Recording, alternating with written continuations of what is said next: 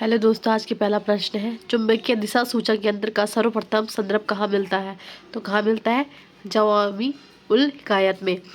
दिल्ली सल्तनत के प्रभाव के उपरांत किस शासक को स्वर्ण मुद्रा का सर्वप्रथम प्रचलन किया था? किसने किया था? हुमायूं ने। इस मार्कों के नाम है, किसने स्टार्ट किया था? ये है वो। दोहरा गुंबद सिकंदर लोधी ने बनवाया था। अष्टभुजी मकबरा शेरशाह ने बनाया था। सत्य महवीरी मकबरा बलबन ने बनाया था। गोल गुंबद मोहम्मद आदिल शाह ने बनाया था। तो इसका आंसर पहला हो जाएगा। कौन सा स्मारक फतेहपुर सिकरी में नहीं है? कौन सा नहीं है? स्वर्ण महल। महात्मा गांधी के संबंध में निम्नलिखित में आश्रम में सबसे पुराना आश्रम कौन सा है? तो फिनिक्स है। ईस्ट इंडिया कंपनी द्वारा स्थापित उच्चतम न्यायालय के प्रथम मुख्य न्यायाधीश थे? कौन थे? Elijah Embry. नीला दर्पण के लेखक कौन है? दीन बंधु मित्रा। अजली मुल्ला खां सलाहकार थे? किसके थे? नाना साहब के। सत्य शोधक समाज की स्थापना किसने की थी? ज्योतिबा फुल्ले ने। मोहम्मद अहमद ए ढांगे, शौकत उस्मानी, नलिनी गुप्ता किस षड्यंत्र के लिए कैद थे? कानपुर बोल्शेविक षड्यंत्र के कांड के लिए। उत्तराखंड में सबसे लंबा हिमनद कौन सा है? तो कौन सा है आपका? गंगोत्री हिमनद। तो उद्योग है और अवस्थित है। उर्वरक कहाँ है? श्री गंगानगर में। कांच कहाँ है? जयपुर में। सीमेंट कहाँ है? उदयपुर में। कृत्रिम रेशा कहाँ है? कोटा में। तो इसका आंसर पहला हो जाएगा। इनमें से कौन सी नदी सरदार सरोवर योजना से संबंधित है? तो कौन सी नदी है? नर्मदा। ये चित्र दिया है, इसमें 4 कोयले क्षेत्रों को प्रसिद्ध किया है। इनमें से एक मानचित्र में नहीं है, तो कौन सा नहीं है? कर्णपुरा। कौन सा निम्न समूह में से कौन सा पूर्व से पश्चिम की ओर पर्वत शिखरों का सही क्रम है? तो कौन सा? कंचनजंगा आएगी, फिर आपका एवरेस्ट आएगा, फिर आपका अन्नपूर्णा आएगा, फिर आपका धौलागिरी आएगा। निम्नलिखित में से कौन भारत के राज्यों का उनके क्षेत्रफल के अवरोही क्रम में से सही क्रम है? तो कौन सा है? छत्तीसगढ़, झारखंड, हिमाचल प्रदेश, उत्तराखंड। ठीक है, अवरोही क्रम में छोटा, सबसे छोटा लास्ट में आना चाहिए। ठीक है। निम्नलिखित में कौन सी नदी गंगा नदी के बाएं से निकलती है? तो कौन सी निकलती है? सोन क्योंकि गंगा नदी के दाएं से निकलती है। ठीक है। अब ये समुद्री बंदरगाह है और राज्य दिए गए हैं। तो अलेपी आपका केरल में है, इंदौर आपका तमिलनाडु में है, पारादीप आपका उड़ीसा में है, काकीनाडा आपका आंध्र प्रदेश में है। ठीक है। भारत में ढक्कन के पठार में बेसॉल्ट निर्मित लावा सैलो का निर्माण कहाँ से हुआ है? क्रिस्टियस युग में। ठीक है। 1946 में स्थापित संयुक्त राष्ट्र मानव अधिकार आयोग के सदस्य के रूप में सम्मिलित प्रथम भारतीय कौन थे? तो कौन थे? श्रीमती हंसा मेहता। ठीक है।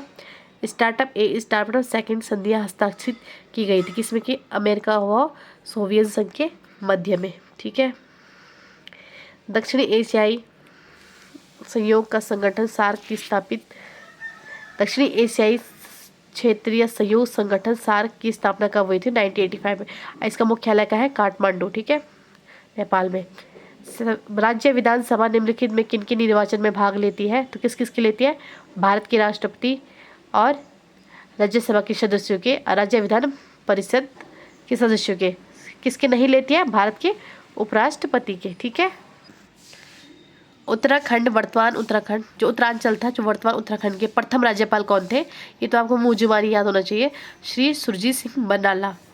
किस संवैधानिक संशोधन द्वारा शहरी स्थानीय शासन का संवैधानिक ऊर्जा दिया गया? तो किसका? 74वां। ठीक है, 74वां। भारत के सर्वोच्च न्यायालय का क्षेत्र अधिकार किसके द्वारा बढ़ाया जा सकता है? तो संसद द्वारा विधि बनाकर। ठीक है। मंत्रिपरिषद सामूहिक रूप से किसके प्रति उत्तरदायी? तो लोकसभा के। निम्नलिखित में से किसको भारतीय संविधान की आत्मा कहा जाता है? किसको कहा जाता है? संवैधानिक उपचार का अधिकार, अनुच्छेद 32। ठीक है। लोकसभा सचिवालय प्रत्यक्ष रूप से किसके देखरेख का कार्य करता है? तो लोकसभा अध्यक्ष का। निम्न में किसकी नियुक्ति भारत का राज्य का राज्यपाल नहीं करता है? निम्न में से किसकी नियुक्ति राज्य का राज्यपाल नहीं करता है? तो किसकी नहीं करता है? उच्च न्यायालय के न्यायाधीश। इसकी नियुक्ति कौन करता है? राष्ट्रपति। निम्नलिखित में किसके अंतर्गत भारतीय संविधान सभा का गठन किया गया था? किसके अंतर्गत किया गया था? कैबिनेट मिशन योजना 1946। ये रोज आता है पेपर होगा, दोस्तों पढ़ते रहना। भारतीय संसद निम्न में से कौन सम्मिलित है? तो राष्ट्रपति, लोकसभा, राज्यसभा। ठीक है।